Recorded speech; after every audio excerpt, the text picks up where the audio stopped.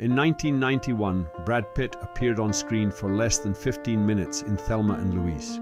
He played a charming, cowboy-hatted thief, and he became the most famous man on the planet.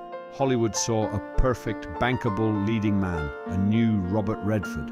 But Brad Pitt saw a trap. He saw the pretty boy box, and he realized he would have to use a sledgehammer to get out of it. This isn't the story of how Brad Pitt became a movie star. This is the story of how he fought his own stardom to become one of the most respected actors of his generation.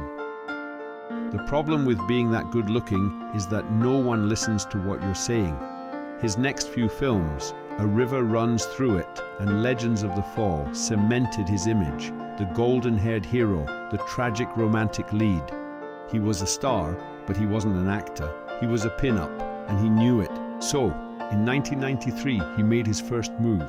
He took a massive pay cut to star in a grimy, low-budget thriller called California. In California, Pitt plays Early Grace, a greasy, unhinged serial killer. He's disgusting, he's terrifying, and he is completely unrecognizable. The film wasn't a box office hit, but it did something far more important. It made Hollywood's casting directors stop in their tracks. It was a clear, violent signal. Brad Pitt was not here to be your romantic hero. He was willing to get ugly. He followed this up with Interview with the Vampire, and while he looked like a supermodel, he famously hated the experience, calling it miserable. He was fighting the leading man image, but he was still trapped in productions that only cared about his face. He needed something even more extreme. He needed to be truly unpretty. This was the big one, 1995. 12 Monkeys, directed by Terry Gilliam. Pitt took a supporting role as Jeffrey Goins, a twitchy, cross-eyed, manic patient in a mental institution. This was not a vanity project. His head is partially shaved, his eyes are rolling, he's spitting and flailing. He is genuinely difficult to look at, and he is brilliant. He completely steals the movie from superstar Bruce Willis. The performance earned him his first ever Oscar nomination. For the first time, the Academy was recognizing his talent, not his cheekbones.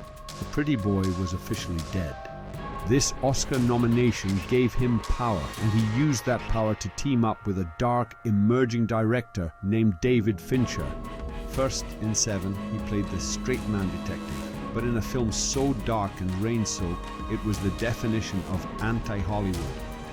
And then, in 1999, they re-teamed for the film that would define his entire anti-star persona, Fight Club. Yes, he looks amazing. His body is chiseled, but the character of Tyler Durden is a critique of masculinity, of consumerism, of the very idea of the perfect man that magazines were selling. He was literally and figuratively blowing up the perfect image. In the 2000s, Brad Pitt finally found a balance. He could be the charming star in Ocean's 11 and the gritty actor in Babel. But the war was already won. He had successfully destroyed the box Hollywood tried to put him in. He used California to prove he could be ugly, 12 Monkeys to prove he could be crazy, and Fight Club to prove he could be dangerous. He proved that he wasn't just a face in the crowd. He was the one who was willing to punch it.